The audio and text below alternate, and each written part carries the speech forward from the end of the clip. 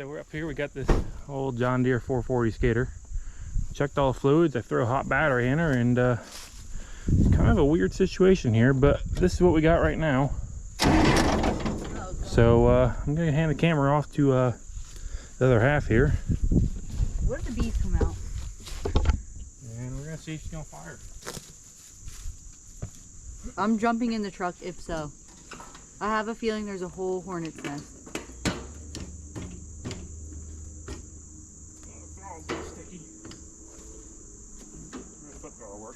Okay.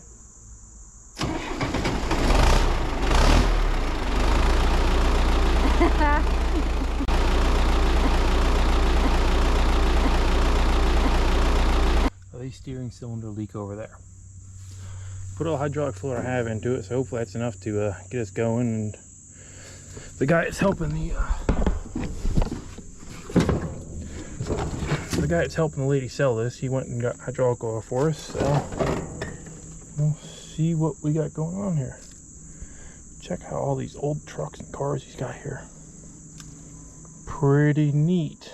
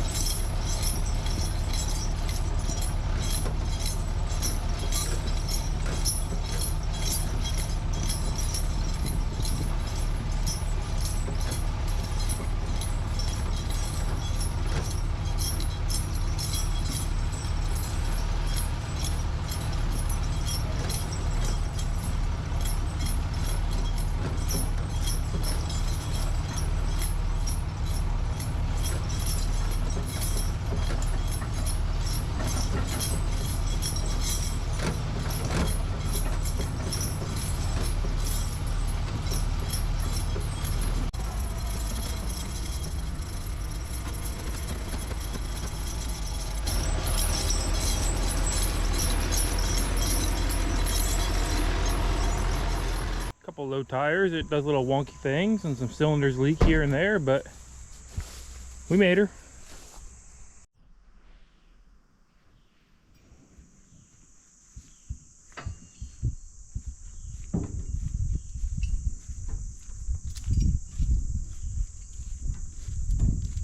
Wave hi to your friends.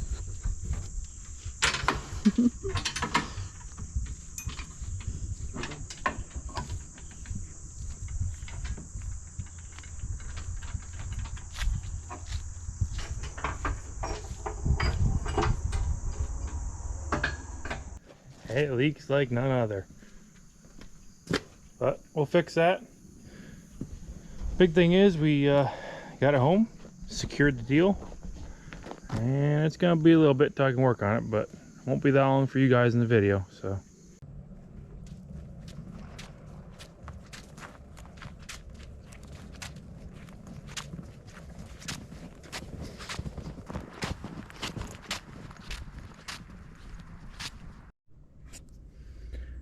yeah, it leaks a little.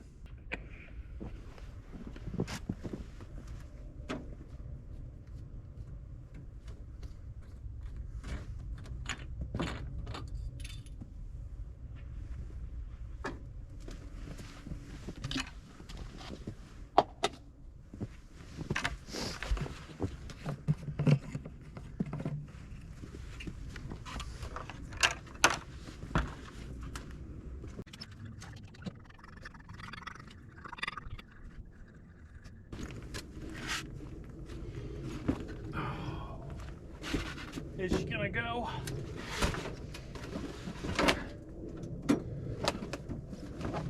This thing's always pretty reliable.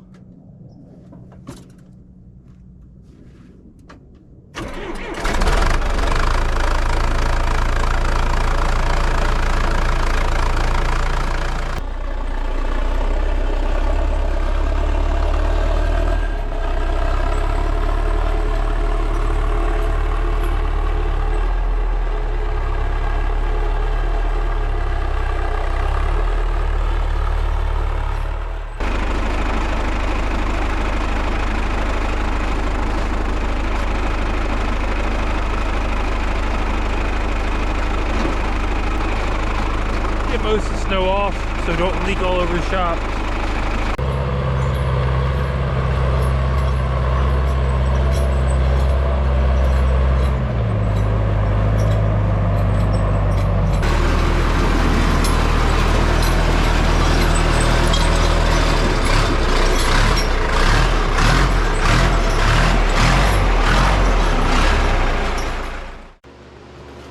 Alright, well I'm sure since you're watching this video you know what this is. This is our 1960s John Deere 440 log skidder. We bought this end of summer and it had been sitting for a few years. The guy passed away, wife was selling everything off, and we somehow got in contact with it. Regardless, we got this thing ridiculously cheap. If I remember correctly, I think I paid $3 grand for it. Which, I mean, geez, you can't even find these things. Normally when they're needing work, they're like 5, 6, 7 grand. So, $3 grand, and, well, you've seen it. We put a battery in it, basically drove it on a trailer. But, yeah, it does need some work. As you've seen, we're adding hydraulic fluid because the steering cylinders both leak pretty badly. But, anyway, it's supposed to be cold for the next couple days. I'm not working right now because it's way too cold to be out there and trying to break through this much frost, and well, that's an exaggeration, but it's too cold to be out there breaking through the frost. And we also have about 10 inches of snow, and we're just gonna hang out in the shop for the next couple days. So we're gonna start working on this thing. Gonna let it thaw out for a day or so before I start working on this. I got other stuff to work on here, but like I said, shortly you'll see us start tackling this thing, going over what it needs and getting a game plan of how to fix it. Well, it seems as though our skidder here is defrosted. There's no snow left on it, so I guess that means it's time to drop the belly pan. Man, I'm so tired of belly pans. They're always just so nasty and heavy. But this one looks a little bit easier than that one on the 750. This is definitely going to be a little bit easier to use than floor jack. That looks like an exhaust clamp up front. I'm pretty sure that's what that is. Yep, that's an exhaust clamp.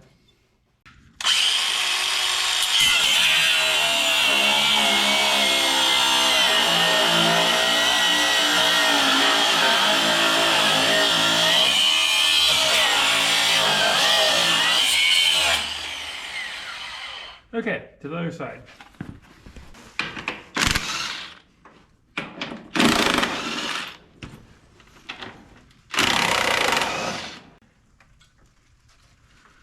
Wow. Okay. Not bad, not bad. Well, it's not as bad as the 750, but it ain't great. So, let's get that out of the way. We'll clean that up later. So I just crawled under there to see, because I was hoping to just remove this whole cylinder, but there's actually a channel that runs under there. And by taking the belly pan off, I didn't really gain any more access to that cylinder, which is kind of wild. So I think we're going to start by just cleaning all this gunk out of here and seeing what we can see in there. I'm almost wondering if maybe you articulate the machine all the way one way, you can actually pull the rod out of here. If you disconnect it here, you might be able to pull the rod out. Not really sure.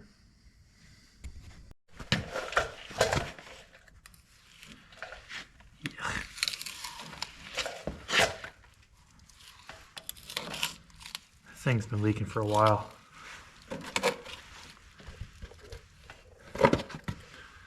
Some nasty goop. I didn't really notice it before, but I actually pushed the wiper seal out. Good news is the chrome's not in it's not in terrible shape. It's not great. But I guess it could always be worse. From a little bit of research I've done and seeing other machines like this on Marketplace, steering cylinders are basically not possible to find. So that's fun. I mean, I'm not starting a logging operation here. we're just trying to pull some wood out of the woods. Drag some logs out of the woods. That's all we're trying to do. Well, it's another lovely day here. We got our snowplow ready to go over there. I think we're gonna stay in the shop, considering the door is now snowplowing the snow. And I haven't been in here that long.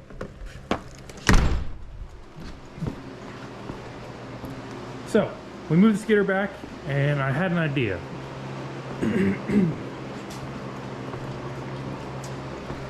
What if we turn it to get this cylinder fully extended, and maybe we can work on this in place, because there is a lot of goop in there, and while I want to get it out of there, I'm not really sure I want to dig into it that deep. I am going to try and clean a lot more out of there, because I do want to do it right. I don't want hoses and stuff to run through, but I can't, there's not much access on this side.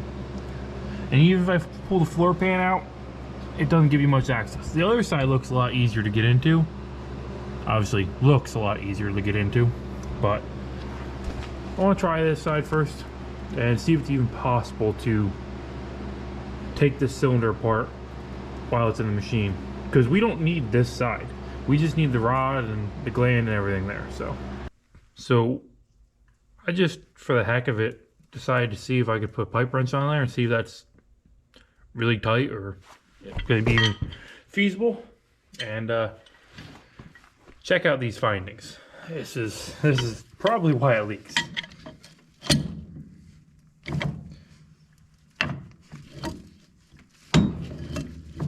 Minimal effort. It's not even tight. I bet you if I tried hard enough, I could probably take that off by hand. Oh yeah.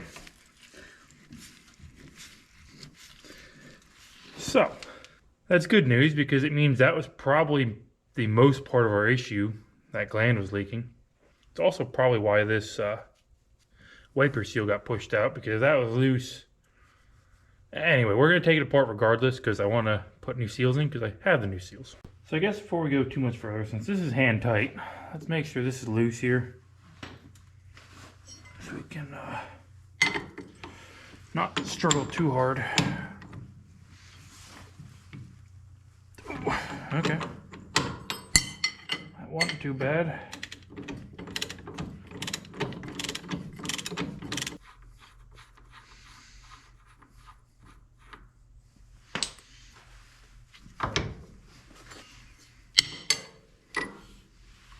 It's an interesting looking bolt. Probably not easy to find something like that. Well, I guess we might as well get this mess over and done with here. Okay, here we go. That wasn't too bad, I guess. Until I pull this rod out of here.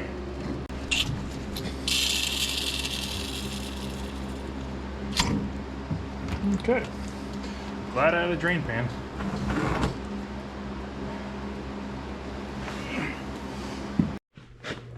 Alright, here's the setup. Jack stand on top of the gland with a rag here in case it slips. Just gotta square that up a little bit.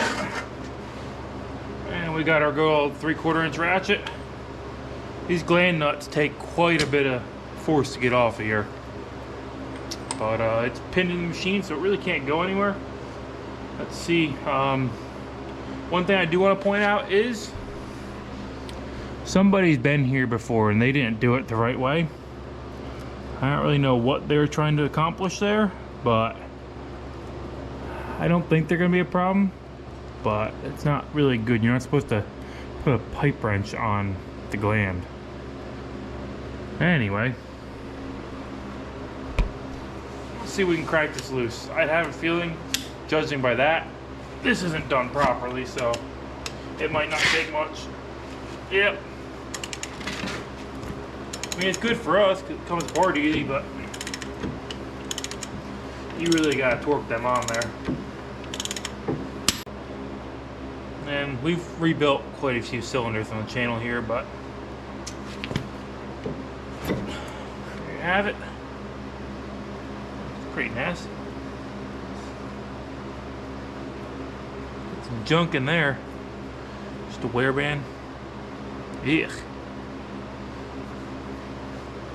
Anyway. Now there's actually some O-rings in there. Which are a little chewed up. Anyway. Get this torn apart and put some new seals in it and slam her back together. And we can leave the rod right here. Pull that right off. But that should fit there a little tighter. So yeah, that seal's pretty boogered up. I'll let you guys enjoy some nice snowy scenery while I take this all apart here. Because the snow sure isn't letting up. Hard to say what we have out there, but every bit of 8-9 inches now. Anyway, I'm gonna speed this up a little bit and get back with you when we have a nice, clean, resealed part.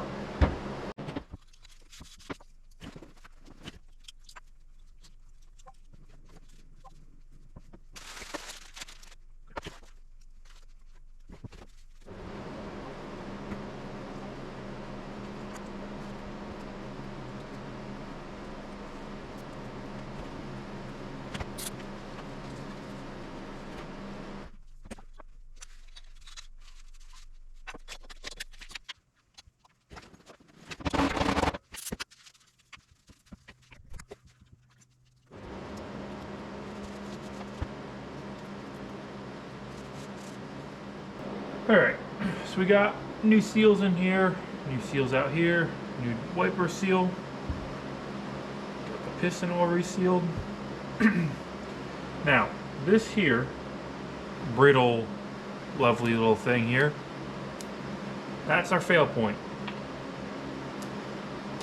That seal there is inside the gland nut here, and for whatever reason, well, I mean, it leaks, obviously, but for whatever reason, these seals always tend to like dry up, and they just turn to like, the best I can explain is like a hard caramel. It looks like them caramel candies that get stuck in your teeth, and it's like crispy and brittle like that. But for whatever reason, that's what happens to them. They dry up, deteriorate like that. But I always like to find something like that because that basically tells you there was a problem. Granted, you saw it leaking, but that's a smoking gun. That's a bad seal. Well, I got quite a bit of goop out of there. I think that's what we're going to call good enough. Let's throw these parts back on this rod and move to the next side. Okay. I got the piston all oiled up here. I think we're ready to try and slam this back together.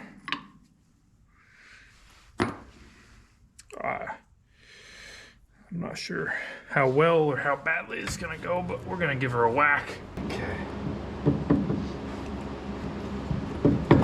No, not too bad.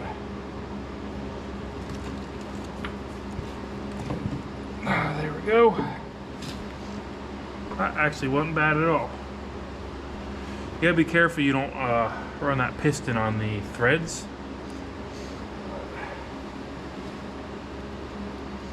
Now we just gotta get her squared up and get that gland nut started. Once the gland nut's started, then it's not too bad. There we go. So everything there is all buttoned up, cleaned out. This side's redone. We just gotta tighten that up.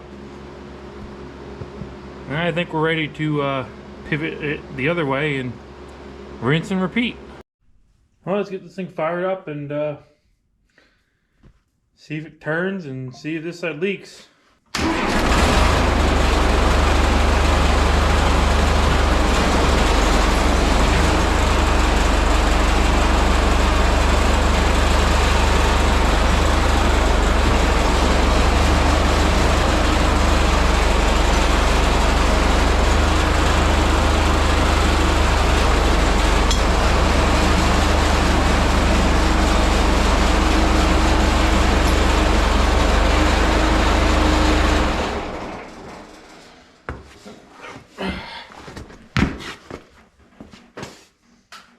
Well, it does turn, so that's a good sign. Let's go to the other side, see if we can see in there, see if it leaked at all. Well, this side leaks quite a bit. It looks to me like the other side might be good. So that's a win.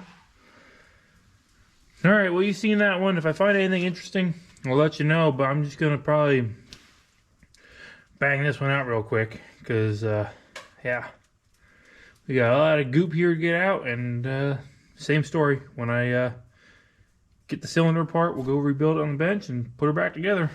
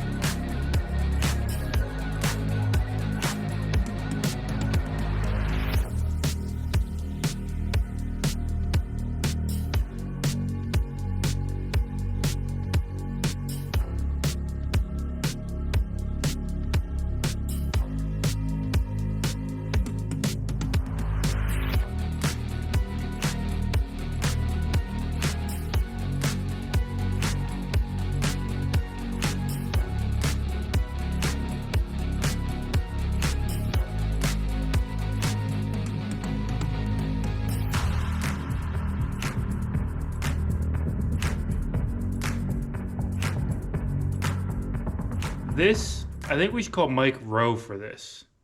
This is a dirty job. But, nonetheless, I've come to the conclusion that these are two one-way cylinders, but they go opposite. So that one pushes inward, whereas this one pushes outward. And that's how this thing articulates. Instead of being two two-way cylinders, it's got two one-way cylinders. Unfortunately, the gland on this one is very tight.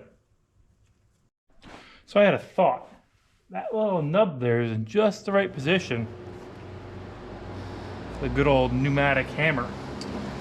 Maybe.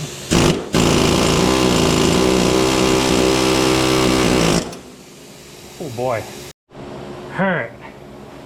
I finally figured out a combination to get this into the right position where I get this pipe wrench in here, and I got a long cheater pipe on it. I broke her free.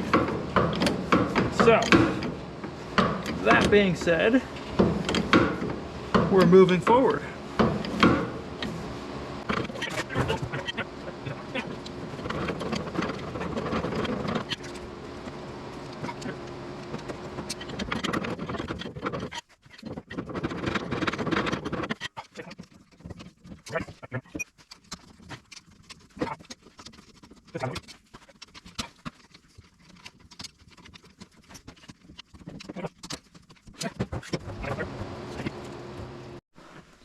Just clean this all up. Good old sock. When they get holes in them, they make good rags. This one don't really have any scoring. It's got one spot right there, but nothing like the other side. Just get some oil around there. And that should be that. We'll just kind of work our way on there. Just like that.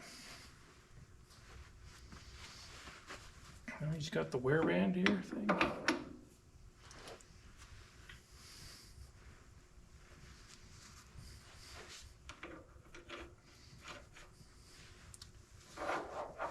This side is real easy. That's because this cylinder here is the push cylinder, where that one there, it's more of a pull cylinder. Like I was explaining, they're both one-way cylinders, so this one here actually pushes out, whereas the other one pushes in.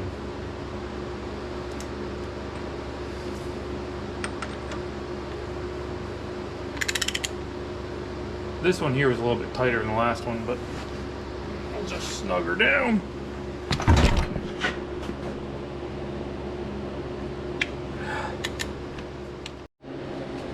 Alright, Well, I guess we're ready to slam this back together. I don't know if I ever mentioned it, but that background noise you hear there, that's the heatilator fan for my shop here. And I don't know if I mentioned it either, but it's like 6 degrees outside today and snowing. So it's a little chilly out there. So the fan's been running a little bit more because I don't like it too warm in here, but I got thermostat set around 50. So it's a decent, comfortable temperature here. So, all right, let's get this thing slammed back together.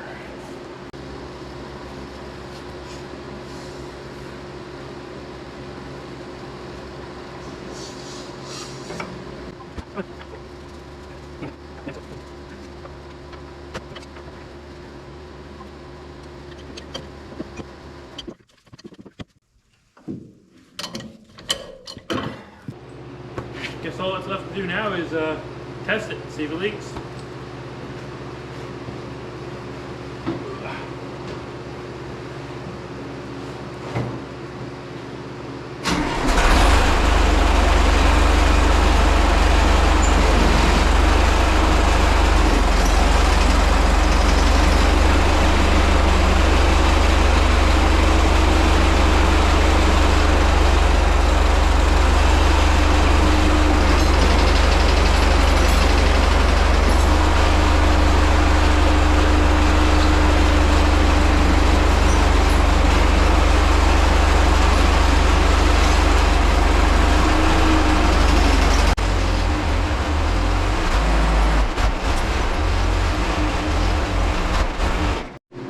So I'm sure there's still a lot of air to bleed out of there, but looks pretty dry there to me.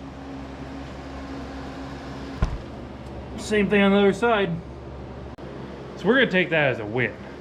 That wasn't too bad of a job. I mean, normally you don't get that lucky and you can't do that on the machine like that. I was fully prepared to have to pull that out. So, like I said, I'm sure there's air still in the lines there. I don't really want to twist and turn it too much with these bear paw chains there. I don't want to dig my concrete floor up, but we gotta add some fluid to it, work the air out of it. But for now, I think we're gonna call that fixed. I need to put my battery box back in. I just stuffed that battery in there, just start it up, because the jumper will time out and then the machine will shut off, and it's a whole deal. This back tire has been slowly going flat. I think you'll see in my air compressor video that I pumped this up and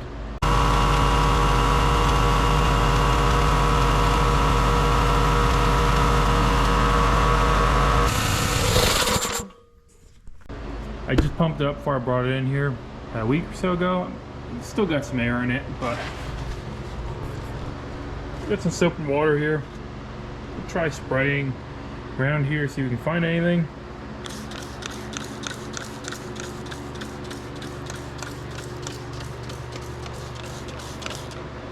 Looks okay.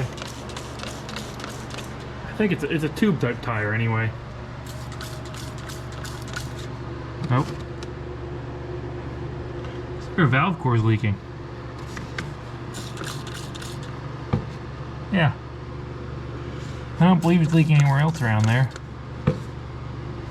Okay, that might actually be an easy fix. It would make sense why it leaks so slow too. Well, I guess we can take that out and put the valve core back in. Let's see, maybe we can just tighten it up first.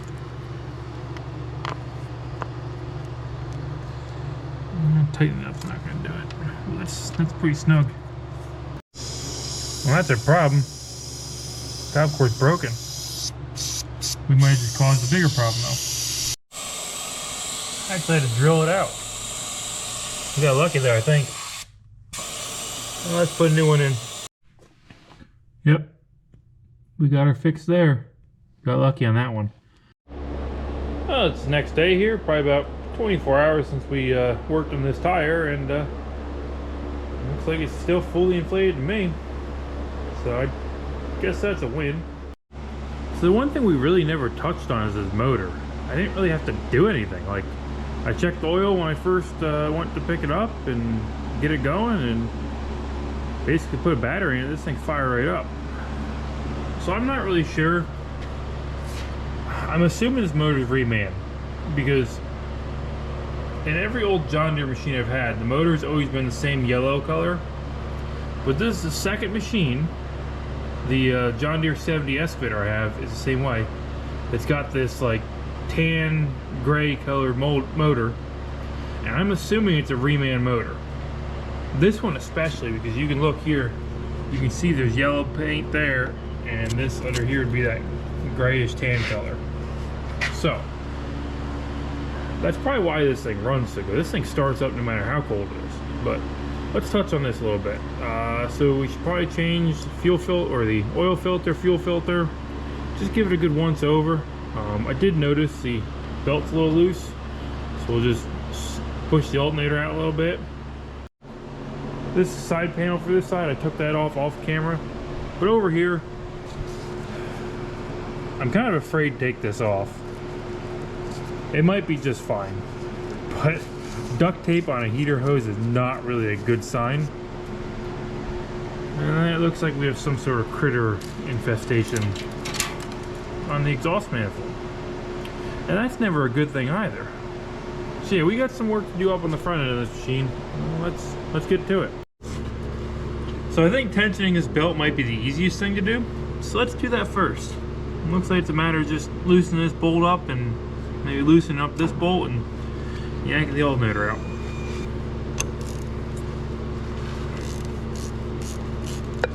Wow. Alright. It may have been the easiest thing.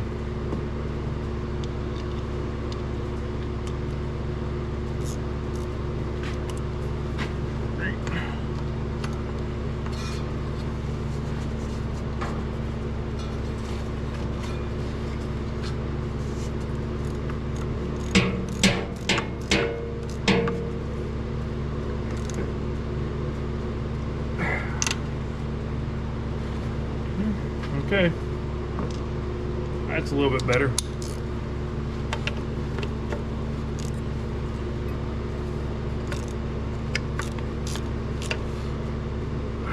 Okay, I'm gonna try and get this hood off. I seem to be struggling with these bigger John Deere hoods. If you guys seen the 750 video, you'll know what I'm talking about. This one, I don't know. This one's just awkward.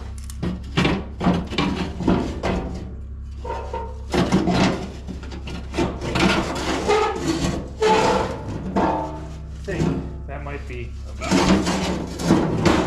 Okay, I think that's all we're gonna get out of it. And I didn't bring anything to tie this up with.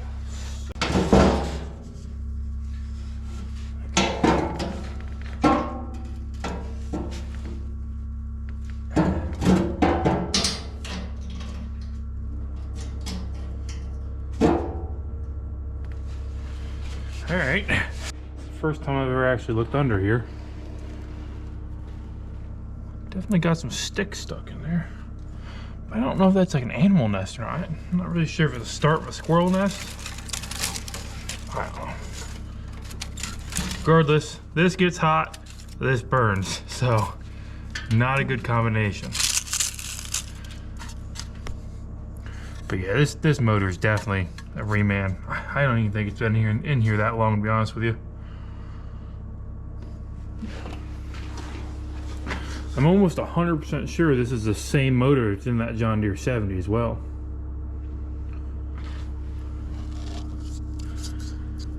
A 4039. Yeah, I'd have to check. If that's the case, we have filters for it. So just for the heck of it, I pulled the dipstick again here because I was getting ready to get set up to service this thing.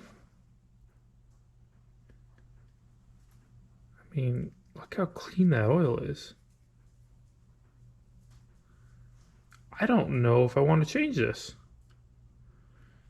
I mean, geez, that oil is like brand new. Never seen oil that clean in a diesel. And it's like right on the mark too. I don't know, I think we might leave that be. Maybe we'll run it for a bit and change it then. But here's another thing I just found. There's a tag on the water pump that says remanufactured. However,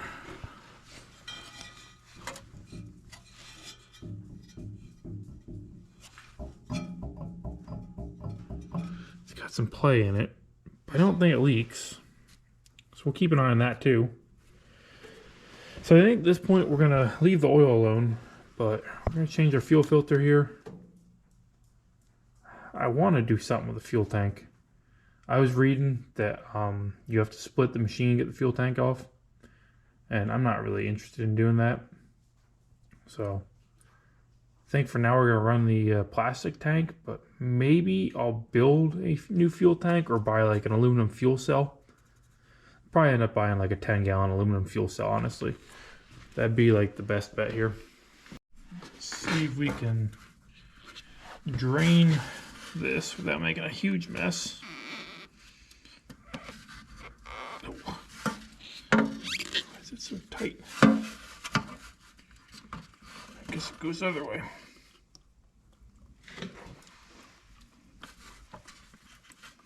Can't tell if that's water or diesel. I think it's a green diesel. Yeah.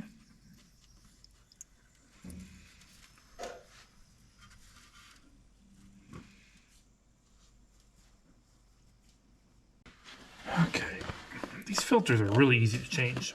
It's kind of wild you'd see a filter like this on a machine as old. Like I said, this motor's a reman, so probably sure that the original motor had one of them glass type filters. Seems to be like what most machines had back in the day.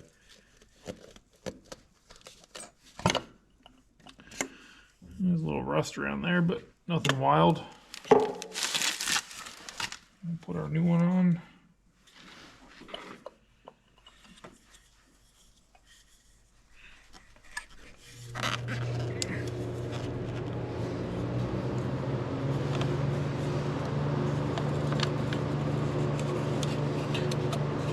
And that's basically that. I don't think this filter has any hours on it. We can kind of take a peek down the bottom here. You probably can't see in there. I think I'm going to put this on the shelf, tape it up. We're going to keep this as a spare because you never know if you get in a bad situation, run some bad fuel in it, or it gels up. This will get you out of a pinch. So I was cleaning up some of these fuel lines because we just did the fuel filter, and I was like, man, I wonder why we don't just put some fuel in the tank, see what happens. Well, as you can see, that's what happens. I only put about 1.5 gallons in there. So I'm gonna guess the factory fuel tank is disconnected for a reason. That's a shame. So we put this belly pan back together because there's nothing really under there we can do. I cleaned it out, whatever, but that fuel tank's pretty well trashed. We're done up front here, so I want to put this belly pan back on. But as you'll remember, this side was only held on by an exhaust clamp that's laying on the ground right there. The reason for that is those holes, the threads are just hoggered out. They're just gone. So here's the solution that I think is going to work. So what I've done is cleaned up this around here. I'm going to put a 1/2-inch nut there. I'm going to weld that on. So we'll run the bolt through, and the bolt will act like a pin holding it through the hole that's hoggered out. It's not exactly right, but you can't get in there to put a nut on the backside. So at least this way it's better than the exhaust clamp holding it on. And now we'll have two holding up on this side instead of just one. The other side, I believe the threads are okay because I backed those bolts out.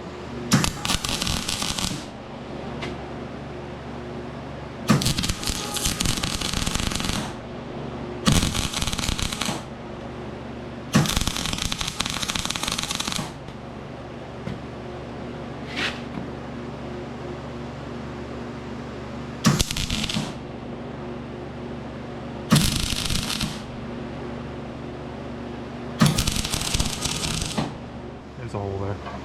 Yeah, so you just thread this in there like that.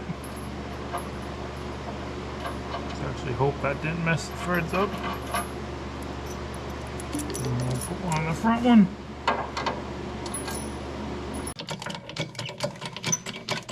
The skid plate's pretty bent.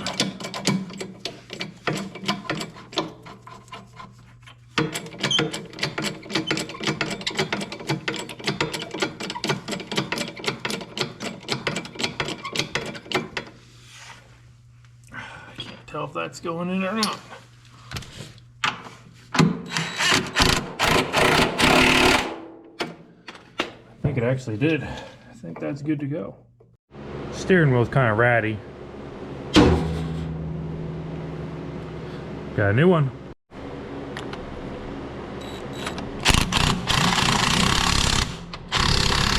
Oof. Oh, that's not very promising.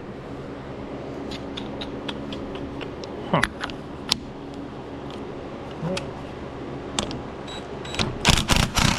The other problem with the steering wheel is, if you can tell, it kind of just spins.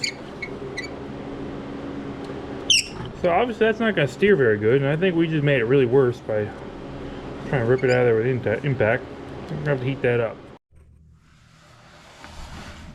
It's more of a two-handed job.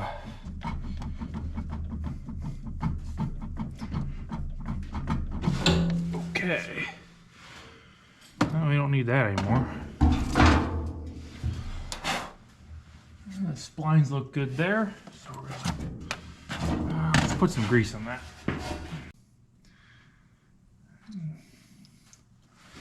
Let's hope that this new steering wheel here will go on there.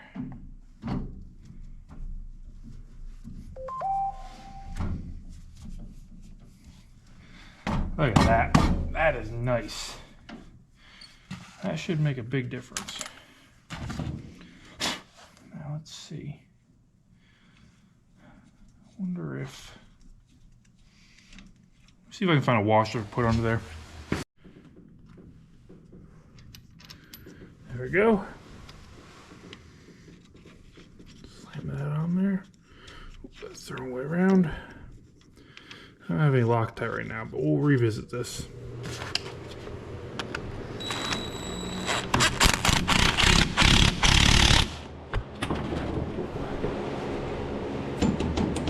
That'll do. Alright, some more goodies for the skidder showed up. Got a new air cleaner and some choker hooks.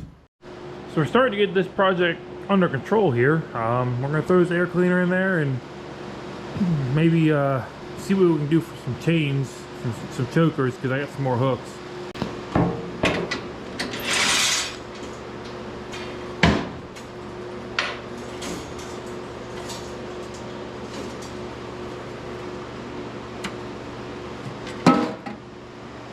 Clear's pretty rough. So this engine runs way too good to let a $20 air cleaner send some junk through it. But at least it is a John Deere filter. We aren't replacing it with a John Deere, but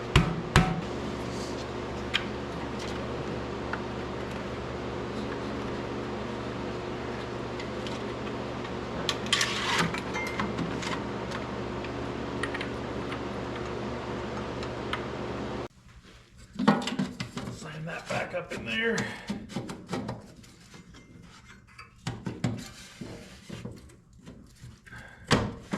Go.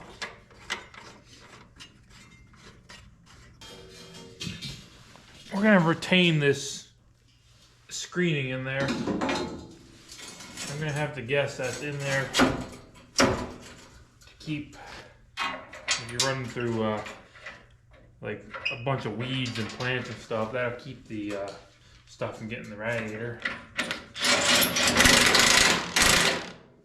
Alright, we're at the business end of the skidder. So, you've got your winch line. Comes over this big roller here, which I believe is called a fair lead. Your side rollers. Sure, there's a technical term for them. I don't know. Like I said, I'm not a logger. I'm just a guy with a skidder. Up there we got our winch, which is direct drive or live drive. It's got a drum full of 5/8 wire rope cable. It's kind of nasty looking. I think I'm going to change it. Don't know if it's going to happen in this video or not. And right here alongside your seat is your winch drive control. So there's neutral. Bring it forward, it engages the winch. Bring it back, it free spools the winch to let the line out. So back here, you've got all these are called sliders. I mean, makes sense, you know, they slide on the cable. So sliders run back here, and these are what are called chain grabs or keyholes. Hence the keyhole shape. As you see, keyholes make it so you can adjust the length of your chain.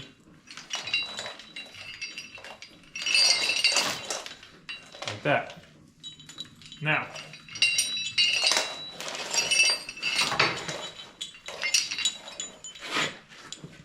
this one has a grab hook on it. Grab hooks are your standard hook. They do exactly what they say. Now, you wrap that around a log. Some more slack here. So you wrap that around a log and start shaking it. It comes undone.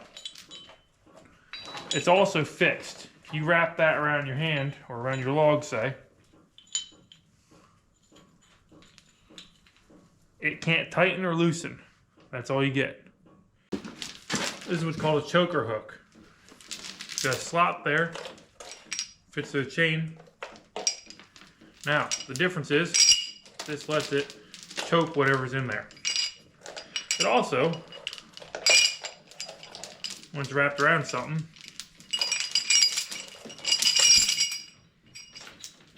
when you wrap that around something, you put tension on it. It's very difficult for it to come undone. So, that's the big difference there.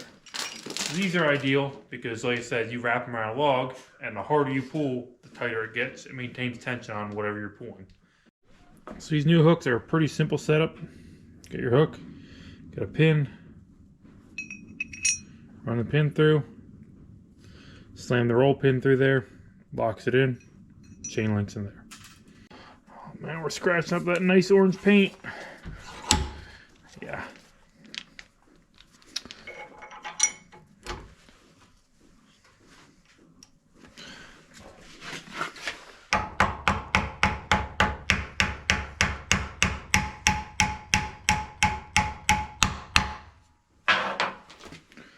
The other thing, so with these choker hooks, your normal style hook, like on this repair link, you'd have a split pin or cotter pin through there. That can that could grab on a rock or a stick or whatever and pull out and you lose your pin. This one, you're not losing that unless something breaks. From out here, this cable, wire rope, whatever you want to call it, I think it's actually just cable. Doesn't look too bad. Then you start looking closer. You see things like that. And I don't know if the camera's picking this up, but there's a lot of just bad things. It concerns me because I don't know if any of you guys remember the Mythbusters episode where they did the cable snapping tests and seeing if it could actually like slice a human in half. Yeah, not pretty. Not pretty. I don't want to be one of those test subjects. So I think it costs about $300 for 100 foot of 5/8 cable. I think we're going to just do it. But that's not going to stop us from at least going to try this thing out for this video. And I don't know. We'll see. Depending on how my schedule goes, if I'm able to get the new cable on before I'm ready to publish this video or not. I'm trying to keep things rolling for you guys here. And it's helping the channel out a lot too. So, well, guess it's time to go try this thing. And hopefully the cable doesn't break or do anything bad, but I think we'll be okay to pull one log with it. Maybe two. Anyway, let's fire it up and get up on the mountain.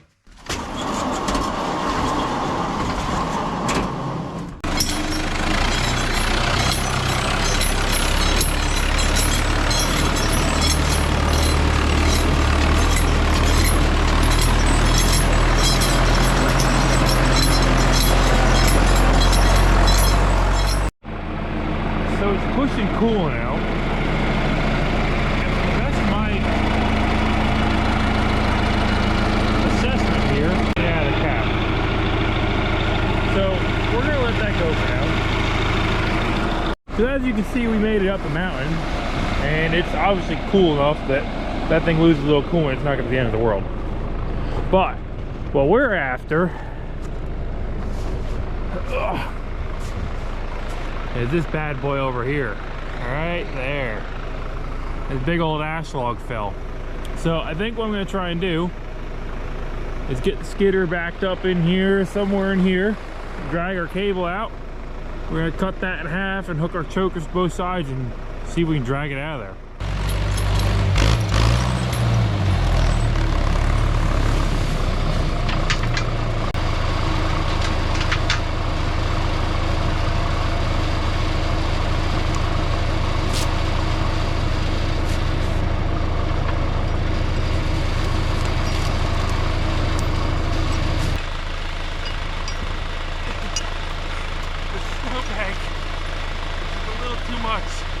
Crawl over.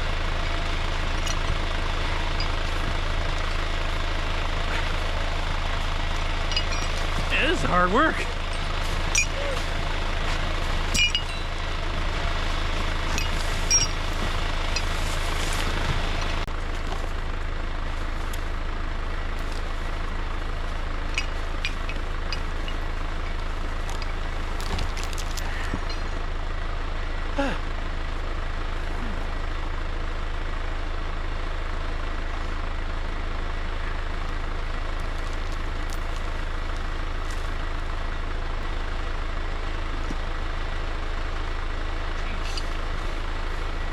Barely.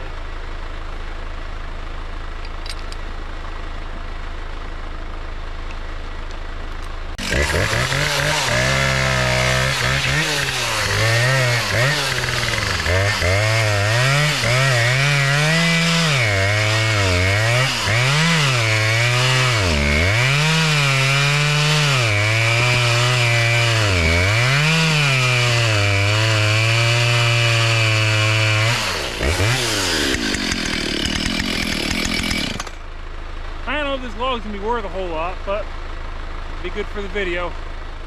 Okay, one log coming right at you.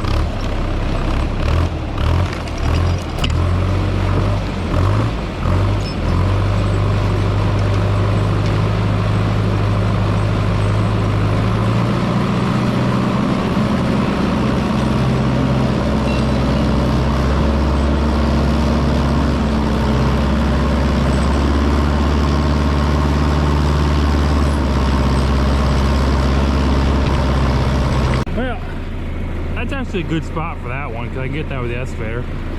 This one here is not a bad spot either, except for the fact that I don't know if the skidder's going to climb up this hill. Maybe if we drop the log off, we'll get her. All right, let's get back down this mountain.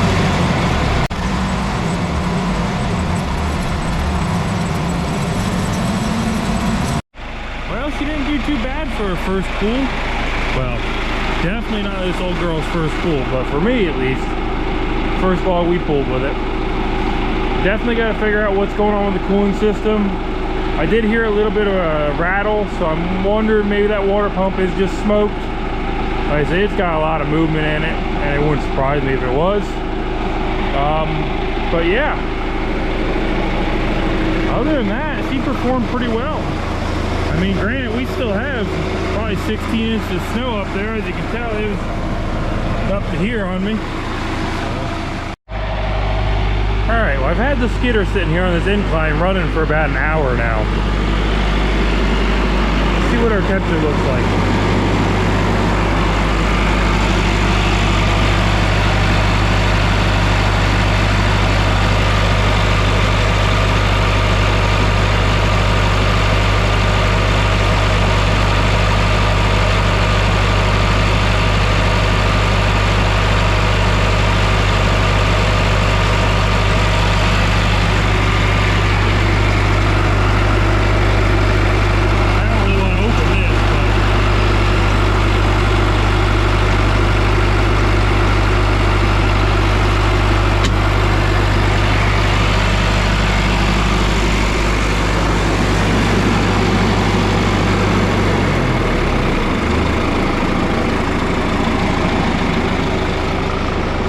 Thinking it just had an air pocket in the cooling system, but it seems to be fine now.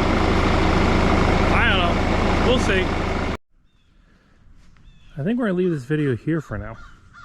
Got some more things I want to do to it. I do want to change the cable out. I do actually want to run this thing, but I think for now it's a pretty good stopping point. Glad to see that coolant issue's fixed, because I was kind of concerned as to what that could be. I do think I'm going to try and get a new radiator cap for it, because the seal on that one doesn't seem to be working that well. But the cooling system's working exactly as it should. The bottom of the radiator is cold, the top of the radiator is warm, and you know, it's doing what it's supposed to do. I think there was just an air pocket trapped there, and when we went up that hill and was really working the motor a little bit more, it kind of just boiled over a little bit and whatever. But yeah, so thanks for watching, and we'll catch you on the next one.